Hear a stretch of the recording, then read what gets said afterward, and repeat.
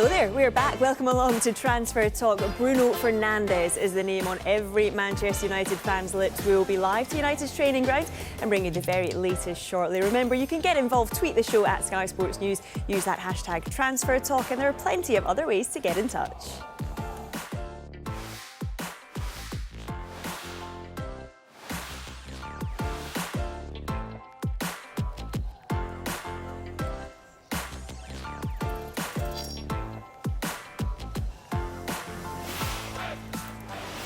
So let's get straight to it. We're going to start with Manchester United and those developments involving Bruno Fernandes. We told you yesterday the Sporting Lisbon midfielder wants to join the club. Well, James Cooper is at Old Trafford for us. And James, is he any closer to joining United?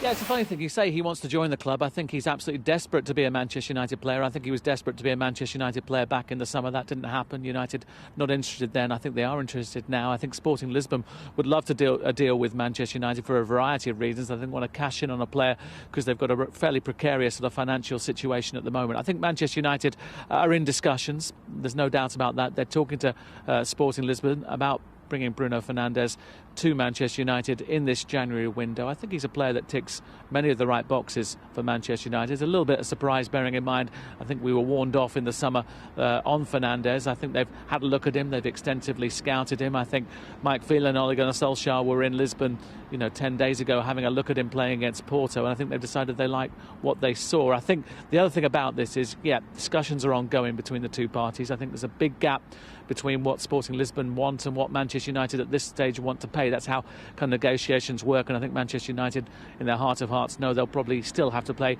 more for the player if they do really want him than they would perhaps if they weren't Manchester United. But we're a long way away from that at the moment. I think some of the discussions that are going on involve maybe other players perhaps leaving Manchester United and going to Sporting Lisbon. I think that's where we get into sort of really murky waters in terms of Ole Gunnar Solskjaer. He said he wants to come out of this window with a stronger squad rather than a weaker squad. Marcus Rojo's been mentioned, but he's had injury problems, albeit they are easing at centre-back with Eric Bailly playing for the under-23s on Friday and having a game behind closed doors today.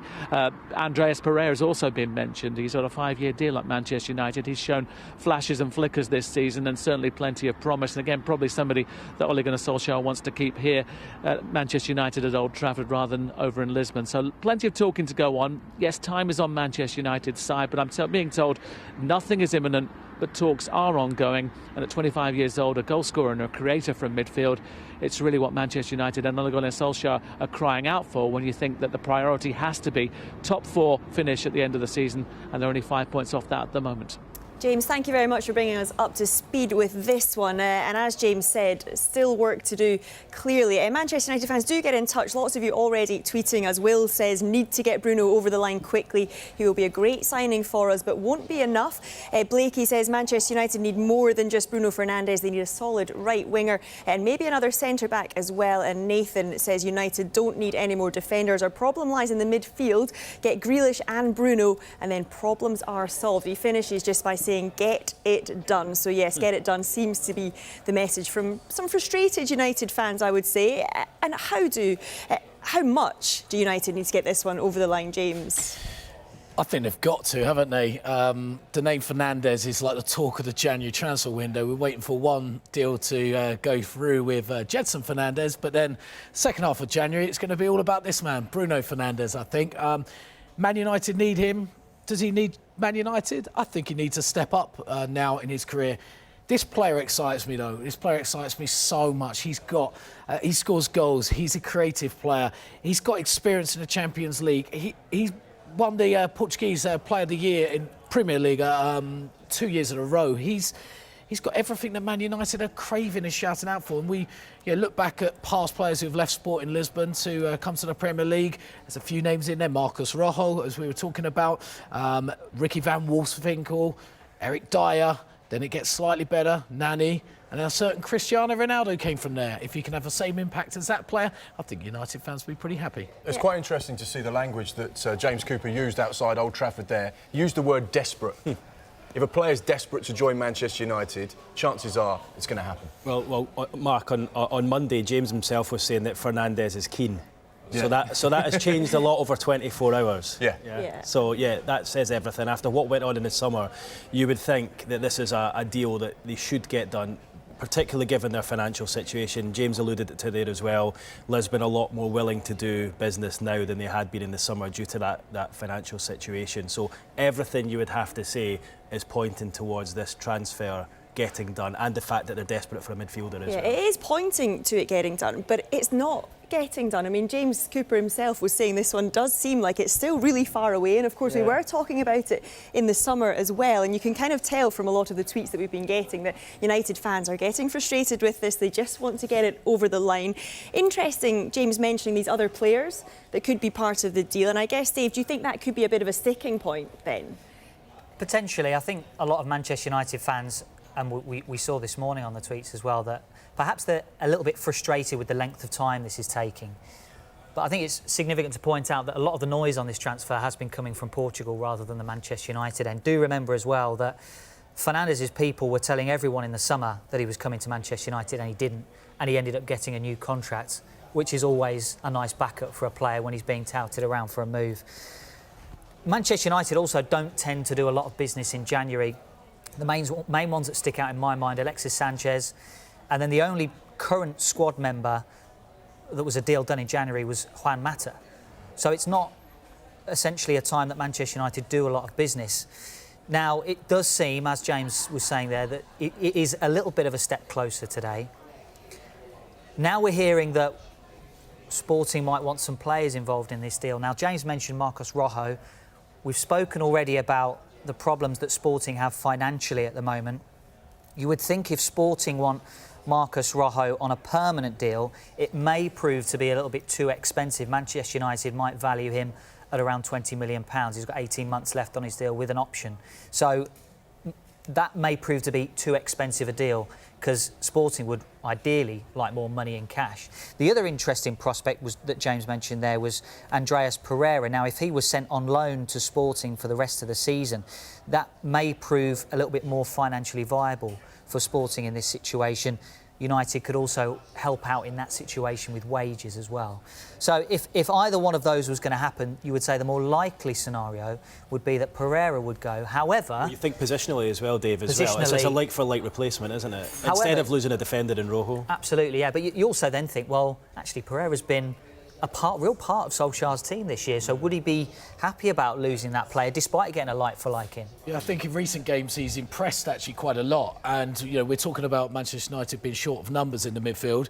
Just doing a like-for-like swap doesn't really still help them out. They still need more numbers in there, so for me I'm not sure if I see that one happening. Do you know what's quite refreshing about this, and one of the things again to pick up on what James Cooper said, was that the manager has been to watch him. Yeah. In modern football, and we heard Harry Redknapp talk about it on the very first show at the start of the window, he leaves it to a head of recruitment, director of football, to 3 or 4 scouts, 3 or 4 analysts, people that sit and watch every inch of every game, and then they present to the manager and the manager picks. But it's very old-fashioned to see the manager get on a plane, go and look at the player for himself with his assistant Mike Phelan, and actually make a judgment on the player with his own eyes. And that's quite refreshing for this. It obviously shows how much they respect him and how much this potentially has legs. Although Solskjaer described that as irrelevant when he was asked the question. Really? Irrelevant that you're going to see one of your signing targets. I'm going to disagree with the Manchester United boss. I think that's very relevant. In modern football, that's very relevant. Yeah, well, lots of United fans continuing to tweet in. Tracy says, we definitely need Bruno Fernandes. However, we also need another defender, a striker, another midfielder. We also need to get rid of Rojo, Young, Shaw, get fit and better players in. Well, Tracy, Ole Gunnar Solskjaer has been speaking to the media this morning, and stand by for this one, because here's his rather short update on the transfer situation. I've got no transfer updates, so that's... no. If we get something that we can tell you about, we will, but I've got no news now. Yeah, so sorry to disappoint you, United fans, but Ole, not being drawn there on any transfer updates whatsoever. As soon as we do have anything for you, we'll bring it to you. But let's just stay with United, because we do have the latest regarding Ashley Young. Dave, you can bring us up to speed with this one. Yeah, so this is something we've been talking about over the last couple of days. Now, it's rather, or potentially going to be scuppered by a deal involving a Roma player. I'll get onto that in a moment. But the nub of this is that Inter Milan's deal to sign Ashley Young is still on the table, although there's no final agreement with Manchester United in this. Here's where it gets a little bit more complicated. Sky in Italy are reporting that Inter are close to agreeing a swap deal with Roma that would see the left-back Leonardo Spinazzola move to the San Siro, Matteo Politano move the other way. From Ashley Young's point of view, he would like the opportunity to speak to Inter Milan. From United's point of view, they're a little bit more reluctant to let their captain leave. We've spoken on this programme before about the leaders in that Manchester United squad and what Ole Gunnar Solskjaer has said previously about the leadership that Ashley Young brings in that dressing room. Remember, United offered Young as well a new contract, which was turned down by the player. Because we're now in January, Ashley Young can speak to foreign clubs and sign a pre-contract agreement because his contract is up at the end of this season. What we're hearing is that privately Ashley Young feels that if he did that and signed a pre-contract agreement with another club and finished the season with United, he feels that would be disrespectful to Manchester United. It's thought that he would prefer a clean break right now. So that is the situation from Inter's point of view, from the United point of view, and now the player as well. He feels privately that he would prefer a clean break because playing for Manchester United as the club captain, but knowing he's going to be leaving, would be disrespectful. Yeah, it really is interesting, actually, because you don't often hear players actually come out and say things like that. We were talking to Chris Boyd yesterday about a player's perspective and how if you're looking for other clubs, how it affects the way you play when you're playing for that team, whether it should make you perform better or worse. And actually, I think he's going about it in a really good way, I guess. United fans, let us know if you agree. But let's check in with the state of play now. Mark, what have you got for us? Inter Milan and Roma are close to agreeing a swap deal involving Matteo Politano and Leonardo Spinazzola, which would scupper, as you've just been hearing, Ashley Young's proposed move to the San Siro. That's according to Sky in Italy. Real Madrid are interested in signing RB Leipzig forward Timo Werner, according to Sky in Germany. Ajax midfielder Donny van der Beek is expected to leave the club this summer and will consider a move to the Premier League. And finally, Watford have agreed a £6.8 million fee with Udinese for winger Ignacio Pussetto. Right, stay with us. Plenty to come this lunchtime. We'll take a look at some of the deals taking place in the Scottish Premiership, and we'll also reflect newspaper reports linking John Stones with a move away from Manchester City.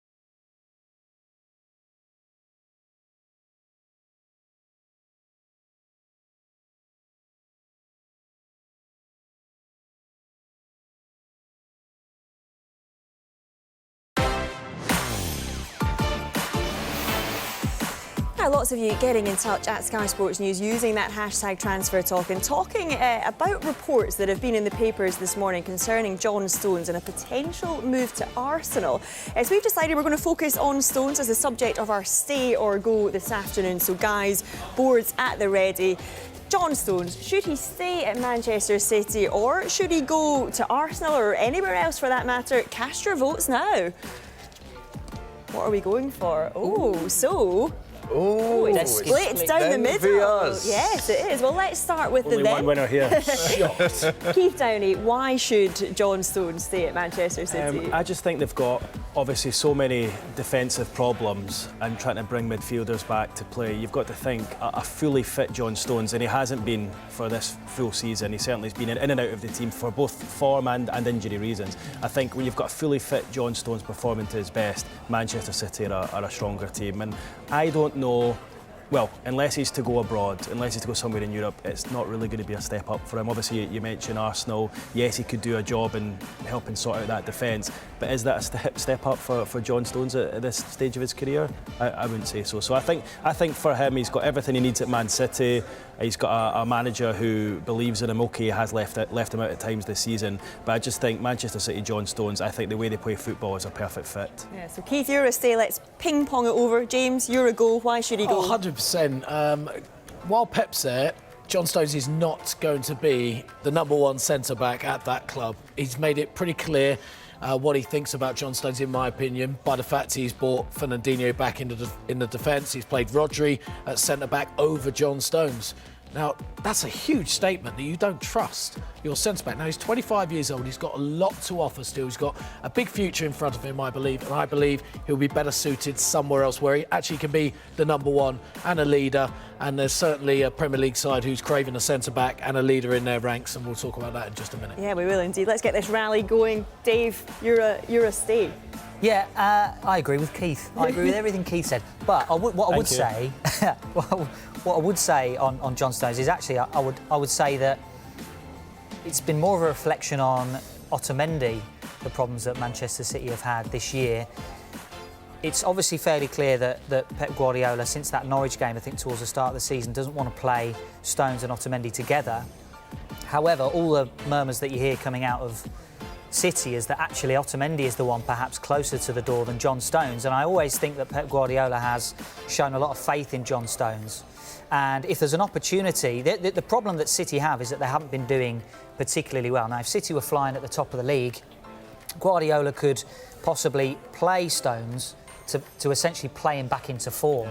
He hasn't had that luxury because City have been struggling a little bit this season in the Premier League. What I would say, though, is that I think for John Stones himself, the best place for him to be is at Manchester City. I mean, key as well. That's him back from injury fully now, back into the team at the weekend. So I definitely think he has a future there. And John Stones hasn't become a bad player overnight. Hang on, you've had your go. Yeah, I know. I'm backing up my mate. Backing up my mate. I know. You take control I think this might get out of hand, but no. So Dave, you think that he should stay? Mark, let's finish things off here. Why should he go? I'm going to keep it really simple. 22 Premier League games for Manchester City this season. He started 9. That says all you need to know about what the manager thinks of him. He's a quality defender. Been injured, though, Mark. I know he's had a little injury, but he's got so many good attributes, and you just don't think he's going to get the game time he deserves at Manchester City. So therefore, go and play somewhere where he's going to be loved, and he's probably going to play every single moment of every single important game. And a lot of players with an eye on the Euros, of course, yeah, wanting game time. Yeah, this next 4 or 5 months for any player that wants to go to the Euros, they need to play every second of the game and be at their absolute best. And if you're in and out of the side, you're not going to get into any kind of rhythm that's going to help Gareth Southgate go, John Stones, you're my number one and you're coming on that plane with me to the Euros, although there's no plane because they're playing in England. But you know what I mean. Yeah, right. We are going to talk a little bit more about John Stones, a little bit more about Arsenal, but just a line to bring you now. Regarding Fernando Llorente, of course, left Tottenham in the summer. He has actually now been offered to Tottenham on a short-term deal, but we're told that the London club actually unlikely to re-sign their former striker. So the future of Fernando Llorente is still uncertain. He has been offered to Spurs on that short-term deal, but we are told that they are unlikely to bring back their former striker. Right, let's get back to John Stones' lots of tweets coming in. Luca says, I would take John Stones at Arsenal all day long, better than Mustafi and Holding at this moment in time. Partner him with Socrates, it would be good. Gaz says, I trust in Mikel Arteta, but John Stones, exclamation mark, question mark, shouldn't we want to be improving the side? So that's what they think. James, we know that Arsenal are unlikely to spend in this window due to the amount that they've already put out. I think £150 million they've already committed, but they do need to strengthen in defence. John Stones, a good fit for them. Look, I think he should leave Man City, and I think he'd be a great fit. However, I will say that I've said it in the summer that David Luiz would have been a perfect fit for Arsenal, and let's just say struggled. So I hold my hands up and say I got that wrong. John Stones, ball-playing centre-back, exactly the fit that Mikel Arteta needs, and that's what Arsenal are craving. Certainly at the back, he's got the good leadership qualities as well, and I think he could be a really key part of that Arsenal side, in my opinion. Now, you look at the other centre-backs at Arteta's disposal. Rob Holding, coming back from a big injury, struggled a little bit with his fitness. He's going to take a bit of time to get going. Callum Chambers, of course, ACL injury, out for the season. Mustafi, there's rumours of potential move to Galatasaray, certainly not a fan favourite really at the club. Mavropanos, he's gone out on loan yesterday to Nuremberg, and that leaves Arsenal a little bit short at the back. I mean, Saliba's at St Etienne on loan, won't be available until the start of next season. The pressure's on Socrates and David Luiz. Now, fitted John Stones in there, will it improve Arsenal's defence? I believe it will, but I can understand why people will probably look otherwise at that. Yeah, Kieran on Twitter, he's just tweeted and says, John Stones winning Premier League, starting regularly, has Pep Guardiola as a manager. What could Arsenal give him other than an extra couple of games? So, Kieran, very much team Keith and Dave on that one. James, let's just stick with Arsenal and their defence at the moment. Jerome Boateng linked with them, seems AC Milan also in for him. How would he fit in at the club? No, I know there's been a lot of talk about Jerome Boateng on this show, I think last week as well. There was, I think, a mixed view. Some people thought, World Cup winner, he's got this experience of winning at Bayern Munich, will do a great job. For me, I think it's a short-term cover. It's a bit of a backwards or sideways step. I don't think he necessarily will drastically improve the side. He's 31 years old now. His best days are behind him, in my opinion. I don't believe that's a good fit, personally.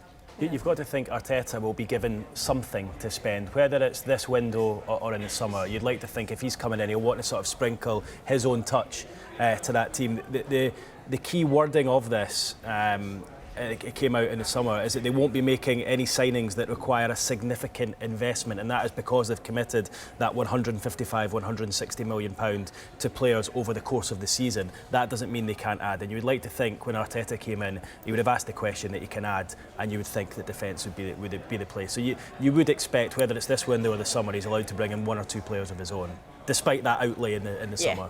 I think in the summer will be where it happens. Saliba comes back into the side for the first time, so it'd be exciting to see how he gets on.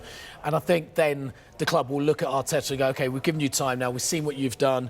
He's already changed the way Arsenal the outlook on Arsenal already. He's changing the way they're playing. He's changing the effort levels of all the players. Everybody's stepping up. He's making an immediate impact. But will something happen in January? I think highly unlikely at the moment. Yeah. Before we move on, we were talking about Fernando Llorente and that potential move back to Spurs. Nathan's just tweeted saying, I think Spurs would be foolish not to take Llorente back for the rest of the season. So, yeah, Spurs fans, let us know what you think about that one. There's a club in the Midlands as well that is in desperate need of a striker. And one in Newcastle. Yeah, I'm sure. There we go, Fernando. I'm sure they'll be looking at him. Yeah. We are going to turn our attention to Scotland now for a moment. Keith Downey, Celtic, interested in a young midfielder. Bring us up to speed with all the latest developments. Yeah, we have had a couple of tweets, haven't we, today, asking where the Scottish news was. Well, if you were watching yesterday, and I'm talking to you, Mickey Moore, who tweeted in, Chris Boyd was on and he gave us a lengthy talk through everything involving Rangers, Celtic, and we touched on a couple of the other clubs as well. But let's start with the champions. In the hunt for 9 in a row, as you know, we can tell you that they are locked in talks with, now they're called, Bnei Yehuda Tel Aviv in Israel for midfielder Ismaila Soro. The two clubs are discussing a fee in the region of 1.5 million for the 21-year-old Ivorian. We're told Celtic will have to fight off interest from Belgian side Genk if they are to conclude a deal for the player. And remember, Celtic manager Neil Lennon has profited from the Israel market before, signing Beram Kayal, Nir Biton and Efi Ambrose from clubs in Israel during his first spell as manager, and then bringing in Hatem Al-Ilhamid to Celtic last summer. Celtic should complete the signing of Patrick Klimala from Jagiellonia Białystok later today. The Polish attacker had his medical yesterday after arriving in Glasgow on Sunday night, and is today finalising that £3.5 million 4.5-year deal to the Glasgow Giants. Motherwell have been active in the last 24 hours, signing Michael Ndoje on loan until the end of the season from Bournemouth. Big changes at Hearts, where Glenn Whelan has been released by new manager Daniel Stendel, while club captain Christoph Berra has also been told to train with the youth team. We're expecting German Stendel to be busy in the closing weeks of the transfer window as he tries to get Hearts off the bottom of the table. They're 5 points adrift. And finally, Matty Kennedy of St Johnstone is attracting interest. He's in the middle of a tug of war between Hearts and Aberdeen just now. Aberdeen have offered him a pre-contract, but Hearts then came to the table at the weekend by making contact with St Johnstone to say that they also want to sign the winger as well. St Johnstone boss Tommy Wright has said he wants to keep him this window. So yeah, that's a wrap up of the Scottish transfer. Some happen, some. Do you want me to go? No, I want you to stay. All right, okay. But this is just in reference to your last little story there, because Matty Kennedy, I know that you watch Transfer Talk. This is my little message to you. So there we go. Right, don't forget, you can download the latest Transfer Talk podcast. It is available on iTunes, Spreaker and on the Sky Sports website. Next up, we've got news of a potential incoming at Watford. Stay with us for that. And Stephen Presley will also be with us live to discuss a player's meteoric rise.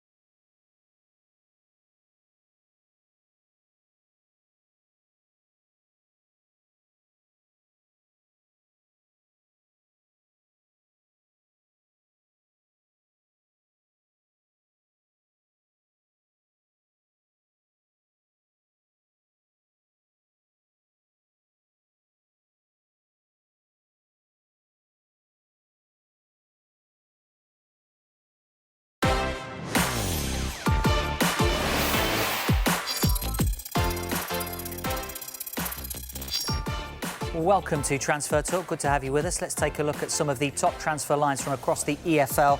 And news reaching us in the last hour. Chelsea have recalled Conor Gallagher from Charlton and he will train with the first team today. The intention is to send him out on loan again. It's unclear where, but a decision could be made as soon as today or tomorrow. Staying with Charlton, Peterborough have accepted a bid from them for forward Marcus Maddison. Could be a like-for-like replacement for Gallagher. Charlton will be hoping Maddison can build on his impressive goal tally as they look to avoid the drop. The 26-year-old has 10 goals from 26 appearances this season. Tottenham winger Jack Clarke looks set to join QPR on loan. Clarke was recalled from Leeds earlier this month after making just one league appearance under Marcelo Bielsa. Championship League leaders West Brom have invited Martin Olsson to train with the squad as they consider making him a short-term offer to join their promotion push. Olsson is a free agent after leaving Swansea at the end of last season. Southend striker Theo Robinson has rejoined Colchester on loan for the remainder of the season. Robinson spent the first half of the campaign at the League Two club, scoring 7 goals in 21 matches. And Everton have signed 17-year-old defender Jarrad Branthwaite from Carlisle. He's played 11 times for the League Two side. Yeah, Dave, thanks very much for that. You heard Dave mention Branthwaite there. A big signing, certainly for Carlisle to lose him, a young player, but a good signing for Everton as well. And we're joined on the phone by a man who knows him very well. In fact, he's the man who gave him his debut for Carlisle earlier on this season. The former Scotland international, Stephen Presley, joins us. Stephen, thanks very much for joining us this lunchtime. Firstly, if you could just tell Everton fans about his footballing ability and what was it that made you give him his debut at such a tender age? Well, I first laid eyes on Jarrad at February time come into the club and watching him for his depth of position. I immediately asked the football director I'm up and along with him. And then on the back of that, we worked tirelessly with him on the basics of his defending, his footballing abilities, and slowly and surely he began to develop a very strong defender. And I think he's got all the attributes to be a future England star. Yeah, Stephen, just to interrupt you for a second. I think we're on a bit of a bad line at the moment, so I think we'll come back to you in a second. We're just going to have a quick chat about him in the studio. We'll try and get you on the better line. Yeah, we will indeed. We'll try and re-establish that line very, very shortly. But actually, Mark, you wanted to pick up on something Dave was talking about in Conor Gallagher, because he's a player that you know a little bit. You've watched him play. Yeah. What can you tell us about him? Yeah, he was one of those players that I went to watch Charlton earlier in the season, and immediately he smacked me right in the face, and I went, wow, this is a player. He's not big physically, but he is so good technically. He's got a great engine on him. He's a box-to-box midfielder. He's got so many qualities. And I spoke to Lee Bowie after the game and I said, look, this lad's got a whole host of goals. He's been really good for you. He's on loan from Chelsea. Tell me about him. How good is he? And he said, I'm running out of great things to say about him. There's no more superlatives I can link to Conor Gallagher because he's been so good for us. So there's no surprise that he's been recalled back by Chelsea. But the biggest surprise is, and Dave touched upon it there, is that he's got so much quality that Frank Lampard, before he sends him out on loan, wants to look at him. Dave said it there, he's in training with Chelsea today. And I wouldn't be surprised if he really impresses Frank Lampard, that Frank, we know he's not scared to chuck the youngsters into Premier League football. He might just say, do you know what, just stay here for another week or so, join in with training, see how you get on. But obviously, potentially a loan move could be on the cards. But I wouldn't be surprised me if he stays at Chelsea. Yeah, Everton fans, do stay with us because we are trying to get back to Stephen Presley to get a bit more of an insight into your young new signing. We're going to move on, though, to Watford in the meantime. We looked at teams in the bottom 6 of the Premier League yesterday. We did skip over Watford because our focus was really on the teams on a poor run of form, which, it's the complete opposite to Watford. They've really turned a corner under Nigel Pearson, unbeaten in 6 in all competitions now, off the bottom, out of the bottom 3. And Dave, close to signing a new winger. Yes, Watford have agreed a £6.8 million fee with Udinese for winger Ignacio Pussetto. He's 24 years old, having a medical at Watford today. With the move expected to be completed a little bit later on, he will sign a 4.5-year contract. And he's obviously going to be providing competition for Ismaila Sarr and Jarrad in those wide positions. Keith, what do we know about this player? A good signing for Watford? Yeah, I mean, it looks like another one from the tie-in between Watford and Udinese, doesn't it? We've seen a number of them over the last few years, so it looks as though it was probably done prior to Nigel Pearson arriving. It doesn't look like it's a Nigel Pearson signing as such.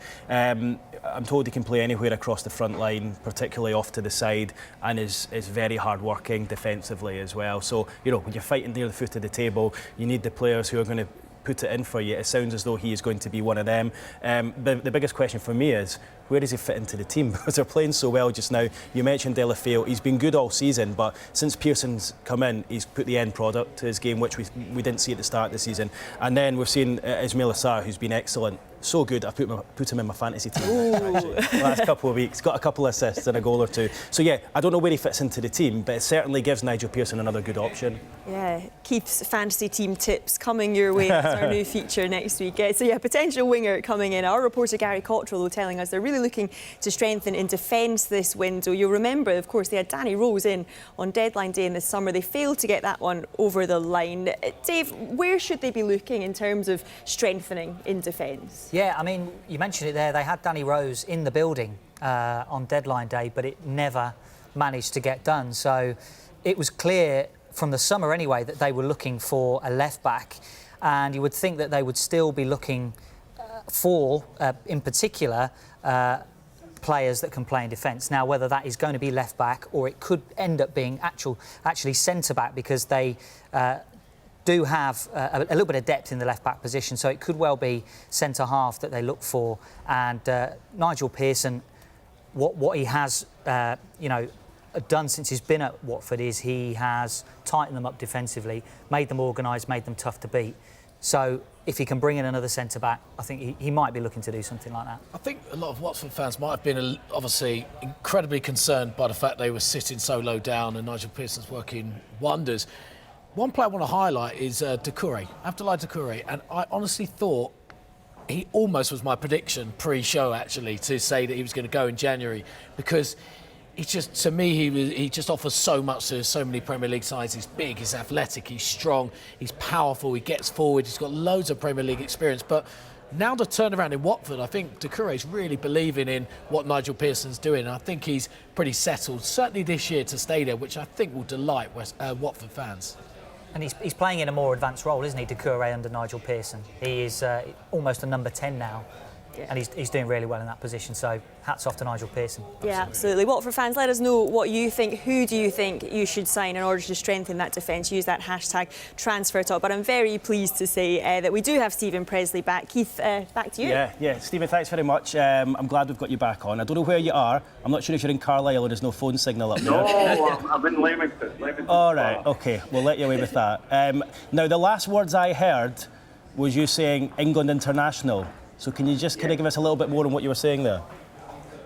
Well, the thing with the kid is he's obviously only 17, 6'4", and in the 8 or 9 months that I worked with him, I'd be hard judged to tell you what was his better foot.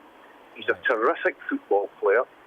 He's still a little bit like a baby giraffe in the sense that he's still to grow into that big body he is. But he's maturing all the time. He's very, very quick. In and around his feet, he's still to get slightly sharper because of that fact that he's still maturing to the body. But he's got all the attributes. The other thing is that we worked tirelessly in the afternoons with him on was his heading and his ability to defend, and he matured greatly in that department. So I think he's a young player that has all the attributes to be an international player. Yeah. Everton said yesterday that he'll link up with the under-23 squad. Stephen, how long do you think it will be before we can see him running out for the first team at Goodison? Well, I think that's going to be a big part of his development, is how long he remains in the under-23s, because I'm not the biggest fan or supporter of this. I think for young players like Jarrad, he has to get out and he has to play men's football to fully develop. So I don't know. I do believe that he's got the capabilities, as I said, to be an international player, but this part of his development's going to be a very important part. It sounded as though there were a lot of clubs in for him. How many were watching him while you were managing there? Too many to mention. And after I lost my job there, I was inundated with phone calls on references on the player, regarding the player. And I couldn't speak highly enough about him because I've talked about his abilities. But one of the most important attributes of a young player is his desire and his attitude. And he's got a terrific attitude, terrific desire. He's got a really, really good family around him, a good agent who I think supports him well. So I think he's got all the correct people around him to help him on his journey. So I'm really excited. I've exchanged messages with the kid this morning, and I've reminded him again of the importance to keep working on those basics, which have been a big part of his development. But I'm so pleased for him. I really am. I'm exceptionally proud how he's developed.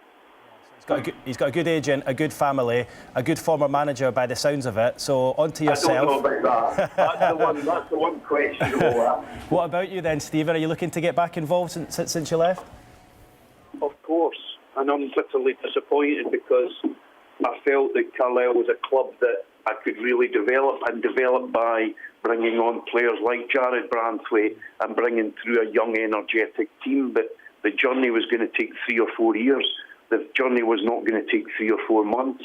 And I'm bitterly disappointed because I put a lot of good things in place at that football club, and I worked with some terrific people. So I'm disappointed. But my next move has to be a club that are fully supportive of me in that way, because it's a part of my management that I really enjoy. You know, I've had a history of taking through the young players like the Madison, the Wilsons, these types of players. And I want to continue that. It's what excites me. Yeah. Well, I think you can console yourself that you've played a key part in Jarrad's development. Thank you very much for joining us on the phone today, second time around. We appreciate your time. Listen, thank you very much. Cheers.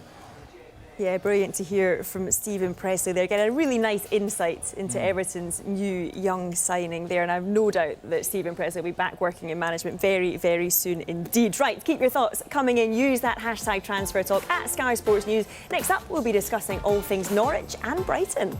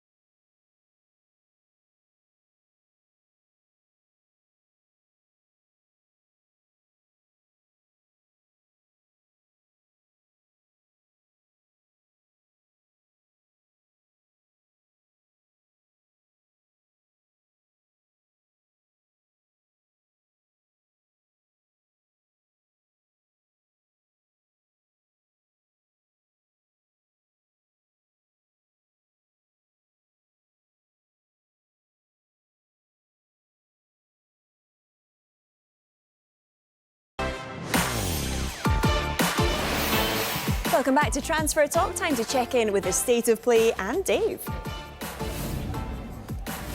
Yes, let's bring you the headlines, and we'll start with news reaching us in the last half an hour or so. Napoli striker Fernando Llorente has been offered to Tottenham on a short-term deal. We are told, though, that the London club is unlikely to re-sign their former player. Inter Milan's deal to sign Ashley Young is still on the table, but there is no final agreement with Manchester United.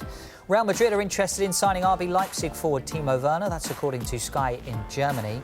Ajax midfielder Donny van der Beek is expected to leave the club this summer and will consider a move to the Premier League. And finally, Watford have agreed a £6.8 million fee with Udinese for winger Ignacio Pussetto. Right, 2 incomings at Norwich this week. Andre Duda has arrived on loan from Hertha Berlin. They also confirmed a deal last night. Lucas Rupp has moved permanently to Carrow Road from Hoffenheim. James is 29 years old, a pretty experienced player, but perhaps an unfamiliar name to many football fans over here. What can you tell us about him? A little bit unfamiliar. He's probably a bit more familiar now after Hoffenheim's tweet last night. I don't know if you saw it. They said, take care, Ruppy. Lucas Rupp has left Bundesliga club Hoffenheim with immediate effect to join Premier League basement boys Norwich City. So a little bit harsh. They did send a slight apology afterwards saying, we hope you survive, but I'm not sure about that. Look, what's that to know about a player who suffered a cruciate ligament injury last season, so was out for pretty much the whole season and has struggled to get game time this year. 7 games all being told, but he's a player who offers a lot of versatility, plays across the midfield, can play at fullback as well. Now, I want to go back to just the fact for a club in the relegation zone in the Premier League, what are you offering a player who comes to your club? You're offering a minimum, 5 months in the Premier League at the risk of potentially playing Championship football. So any player you get in needs to be on board with the fact that you may be playing in the Championship next season. I believe this player is. I think he was quoted at saying it's a dream come true to play in England as well. Yeah, I heard that as well, and that's something that sort of the club have sold very much to the players that they brought in the January window, is that this is a project that is not just about the Premier League this season. Of course, that's their main aim, stay in the top flight, but it looks likely that they potentially will be down in the Championship. And the players that are joining the club are all buying into that ethos that we're going to go down potentially, but we're going to come back. And like James says there, he's a player that has 10 years experience in the Bundesliga. You know, that's a great league and that's great experience, and that'll be vital for Norwich at this time. Yeah, absolutely. Norwich clearly in trouble. Brighton, they're 3 points above the bottom 3, sitting 14th at the moment, so certainly not out of trouble. For them, I wonder if the dilemma is actually keeping hold of players, though, rather than trying to bring players in. Lewis Dunk, Mark, someone that's attracting lots of interest, though. Yeah, and Lewis Dunk's been one of those players that has sort of been on the radar of a number of Premier League sides, particularly since Brighton got promoted from the Championship, because he sort of took to it like a duck to water, and he's been superb for them. He's 28 years old, as James has said earlier on. It's nearly 300 appearances for Brighton. He made his debut sort of almost 10 years ago for the club, and he's one of those. He had a little loan spell out, but he's been a fixture around Brighton for many, many years, and a really big key part of them getting promoted to the Premier League and staying there. That's an interesting one. Talking about Brighton, the big question is you don't see them sell many of their best players. They're never under pressure. Tony Bloom, obviously Mr. Ashton as well, sporting director, are very good in the transfer market. They're very calm. They don't let players go, but there's been a lot of talk about another player, Glenn Murray. Now, he is on the radar of a number of Championship clubs and 1 or 2 Premier League sides as well, so that's an interesting one. They're looking to bring in a striker. They could also lose a striker. The problem that any club that wants to get Lewis Dunk out of Brighton is the price that they're going to have to pay. And we spoke about it in the summer. The Harry Maguire deal affected so many other potential moves for centre-backs.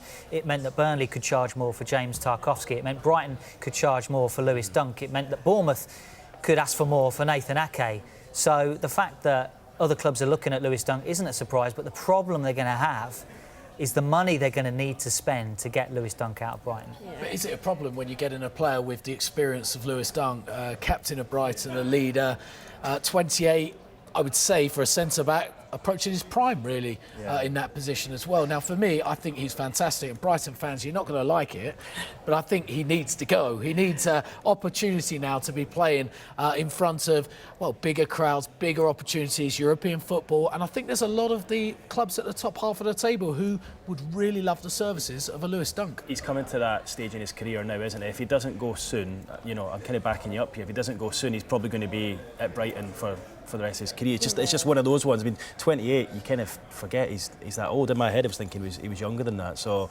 this is a crucial stage in his career now. And whether he stays one or more goes. thing to add on to that, and you alluded to it there, is that he hardly ever misses a game.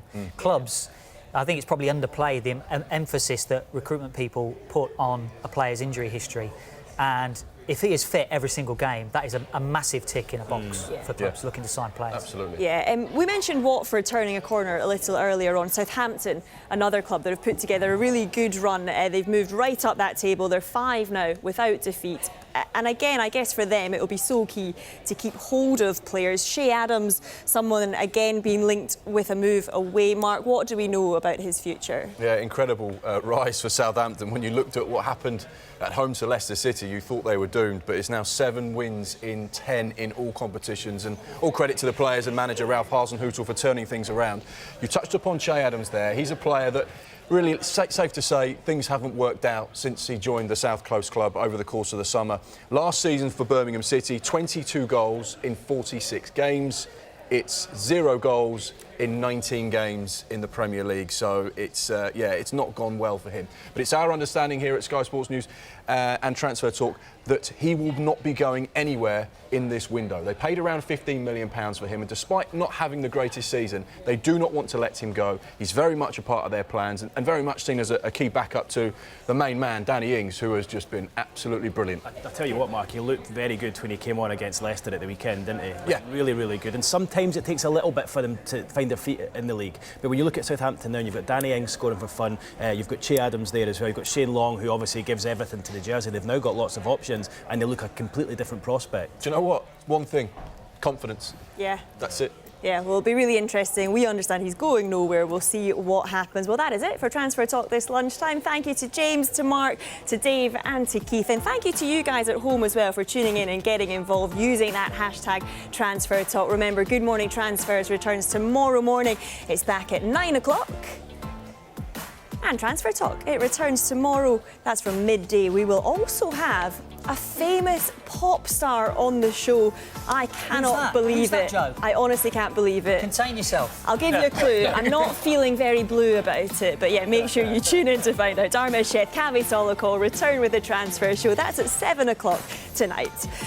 Stay with us on Sky Sports News. We will keep you up to date on Ole Gunnar Solskjaer's top target. When will Bruno Fernandes become a Manchester United player? We'll bring you the very latest. I'll see you again at 9 o'clock.